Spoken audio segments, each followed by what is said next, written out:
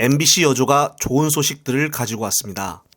코리아 리서치 인터내셔널에 의뢰를 하여 서울 중구 성동구 앞과 인천 계양구을, 경기 수원시병과 경기 화성시을 이렇게 4개 지역을 3월 15일부터 16일 이틀간 전화면접 조사를 실시한 결과가 나왔습니다.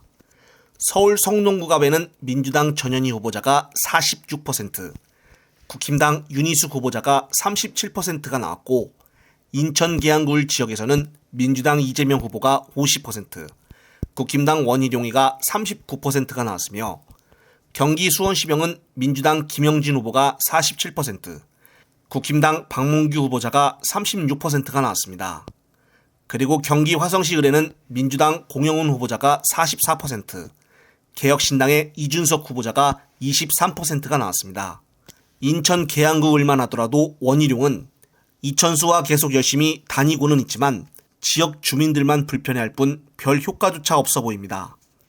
특히나 오늘 재판 일정 때문에 바쁜 와중에도 오전에 마포 지역을 방문하여 정청래와 이지은 후보자와 함께 틈틈이 거리를 돌아다니며 유세를 도왔는데요. 돌아다니고 있는 중에 이 대표 뒤쪽에서 배신자 소리가 계속 들려와 알고 보니 마포갑 국힘당 조정훈이가 있었던 것이었습니다.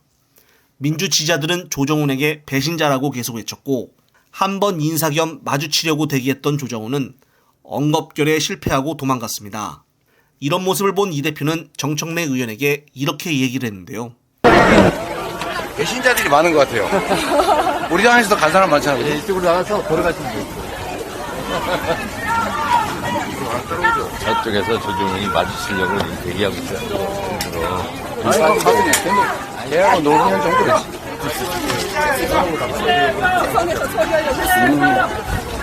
배신의 정치. 네, 그렇습니다. 정의원에게 배신의 정치라고 유독 강조하는 모습이 보였는데요. 또한 오늘 재미있는 부분이 또 있었는데 바로 민의원이 자신의 SNS에 여조 결과를 올린 것입니다. 이번 광주 광산구을 여조 결과를 바탕으로 자료를 올렸는데 민영배가 하는 말이 격전지가 아닙니다라고 밝힌 것입니다.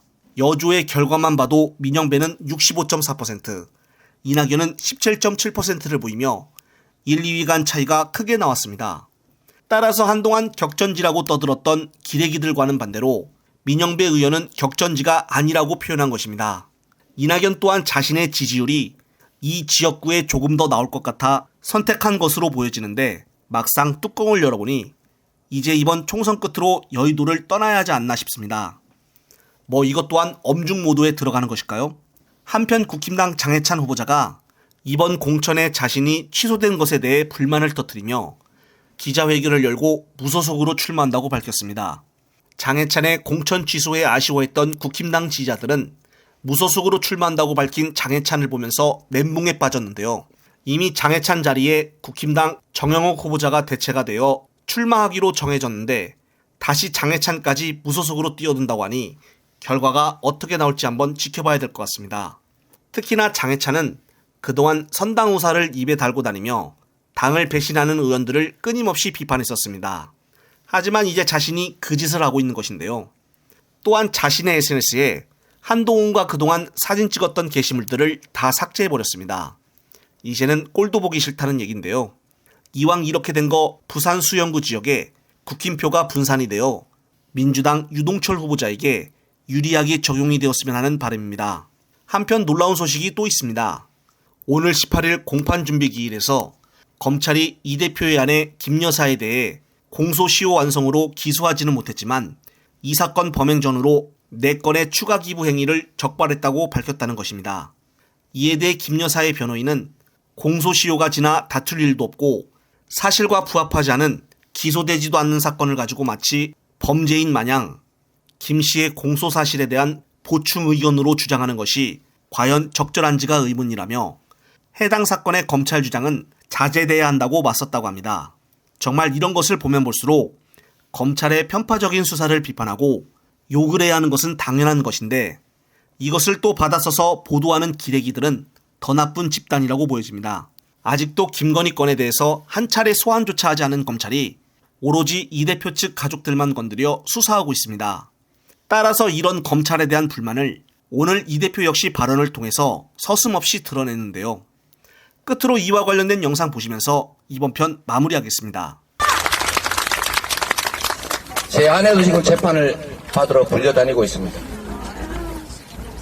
자기 밥값 자기가 냈는데 얻어먹지도 않고 대접하지도 않는다는 원칙을 제가 선거 정치를 시작한 이래 정말로 철저하게 지켜왔는데 제3자들끼리 아내도 모르게 밥값을 냈다는 그 이유로 제 아내가 재판에 끌려다니고 있습니다. 제 아내는 그 사실을 모르고 있었다는 점을 당시에 언론에 공개된 녹취록에서도 명확하게 드러납니다. 오늘 오후에 제가 위증교사 재판을 받게 되는데 그 녹취록 내용도 보면 제가 백현동 사건에 대해서 전혀 모르고 있어서 아 그래요? 아 재판하고 있어요? 아 김인섭 씨가 또 무슨 사고를 쳤어요? 이렇게 물어보는 장면이 명확하게 드러나 있습니다.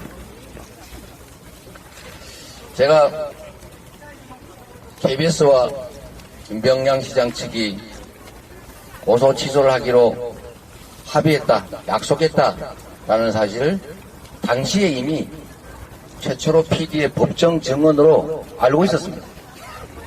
최초로 PD가 한 말입니다. 증인신문조서라고 하는 공문서에 버젓이 써 있습니다. 그런데 제가 그 증인했던 사람한테 이렇게 물어봅니다.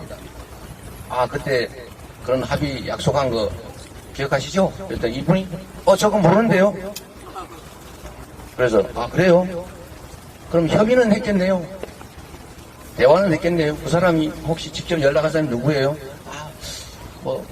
누가 했는지는 모르겠다. 이렇게 얘기하고 있어요. 그리고 법정에서도 자기는 약속한 사실을 모른다 이렇게 증언했어요. 이게 위증교사한 겁니까? 녹취록이 다 나와 있어요. 그런데도 위증교사했다라고 기소합니다. 오늘 오후에는 그 증인에 대한 반대 신문이 있습니다.